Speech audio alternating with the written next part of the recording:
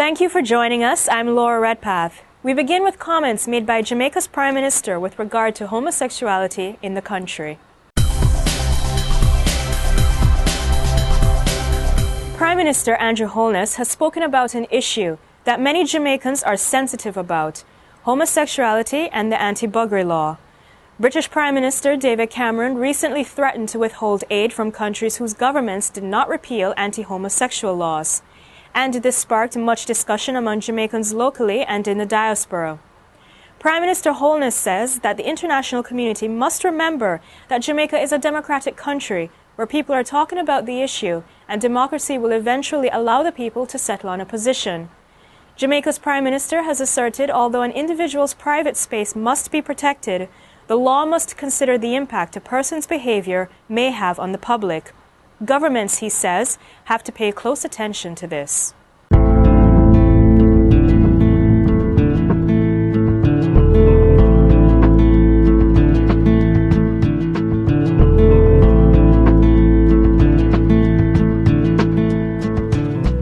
Meanwhile, the lesbian, gay, bisexual and transgender LGBT rights group J-Flag has claimed that the United Nations Human Rights Committee has asked for Jamaica to act on protecting and promoting the rights of homosexuals, bisexuals and transgender people. According to the Jamaica Forum for Lesbians, All Sexuals and Gays, J-Flag, the UN committee also requested that Jamaica reports on the proposed steps by next year. J-Flag said the UN committee has requested that the government moves towards amending the buggery law and protect LGBT people and human rights activists. The human rights group also disclosed that the committee recommended a review of the Charter of Fundamental Rights and Freedoms so that discrimination on the grounds of sex, orientation and gender identity may be prohibited. Executive Director of J-Flag, Dane Lewis, speaks briefly with the Gleaner's Fiona Loney. We're very encouraged by the Prime Minister's statement, hoping that he will demonstrate his leadership and begin the conversation at a level that requires a very balanced conversation towards recognizing the need for protecting people's civil and political rights. So we stand ready to work with the government to ensure that come 2012, when it's time to report, that Jamaica will have something better to report than previously.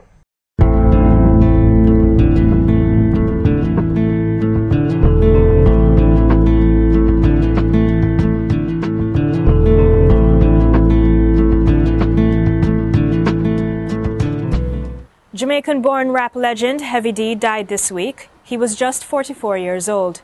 According to media reports, he collapsed outside his Beverly Hills home, unable to breathe, following a shopping trip. He was rushed to a nearby hospital where he was pronounced dead. Heavy D, whose real name is Dwight Arrington Myers, was born in 1967 in Manchester, Jamaica, before migrating to New York, where he was raised.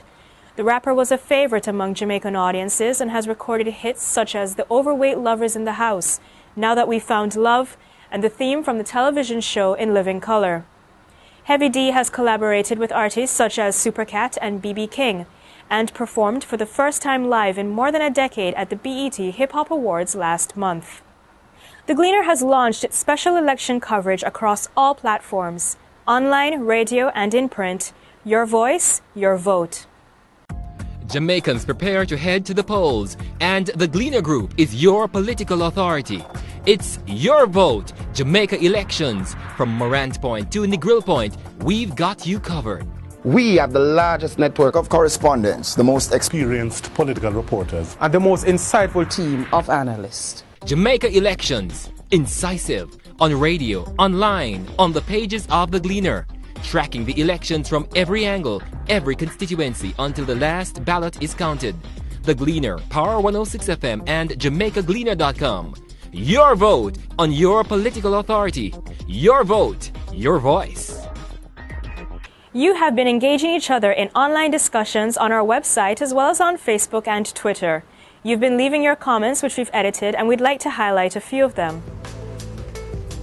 In response to Neita-Headley calls for floor crossing laws, Natalie Ritchie wrote, "This is utter rubbish," she says. "If somebody wants to cross the floor, isn't he or she free to do so? Isn't Jamaica a free country?" she asks. "And by the way, shouldn't you all be happy to get rid of some of the hypocrites in your party?"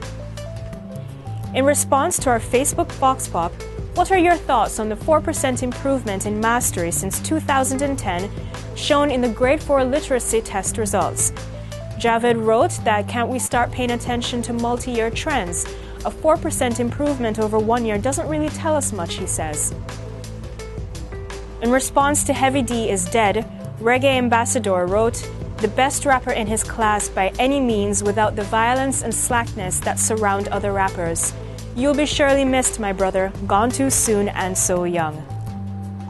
In response to Not Ready for Gays, Roots Woman wrote, we're all God's children, although she doesn't advocate for this behavior, this can bring no harm to her life. It's on their shoulders, she says. Jamaicans should look more into why they're so fearful and hateful of these people. They can't turn you gay because they are gay, she finished.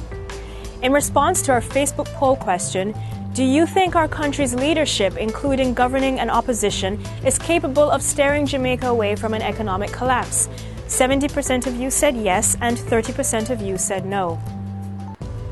At this time, I would like to pay special tribute to my father, Robert Redpath, a former Royal Air Force officer and war veteran.